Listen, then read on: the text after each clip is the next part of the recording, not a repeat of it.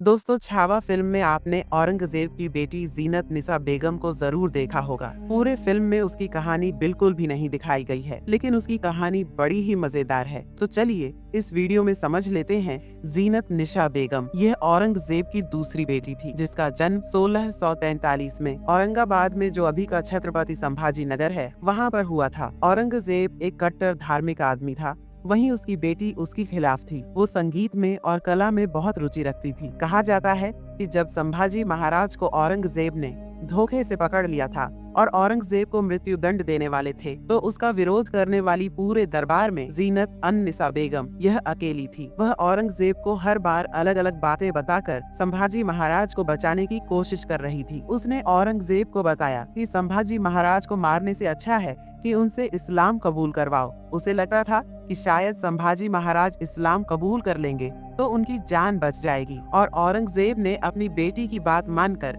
संभाजी महाराज से इस्लाम कबूल करवाने की कोशिश की। पर यह बात सुनते ही संभाजी महाराज ने औरंगजेब के मुंह पर थूक दिया था। फिर गुस्से में आकर औरंगजेब ने संभाजी महाराज को मृत्यु दंड देने का फैसला किया। जैसे ही यह बात उनकी बेटी को पता चली, तो उन्होंने फिर से एक बार औरंगजेब को बताया कि संभाजी महाराज को मृत्यु दंड देने से अच्छा है कि उन्हें आजीवन कारावास में रखा जाए। लेकिन कैद में होते हुए भी छत्रपति संभाजी महाराज का गुस्सा और अपने स्वराज्य के प्रति प्रेम को देखते हुए औरंगजेब ने संभाजी महाराज को मृत्यु दंड देना ही सही समझा। संभाजी महाराज की मौत के बाद जीनत निसा बेगम काफी नाराज हो गई। उसके औरंगजेब के साथ कभी भी अच्छे संबंध नहीं रहे, और साथ ही उसने अपने जीवन में कभी भी शादी नहीं की, और यहाँ तक कि वह औरंगाबाद यानी संभाजी नगर को छोड़कर दिल्ली में चली गई। उसने अपना सारा जीवन फिर दिल्ली में ही बिताया, और अपनी उम्र के 70 साल में उसने अपनी दिल्ली में ही, और उसमें अपने जीवन की आखिरी सांस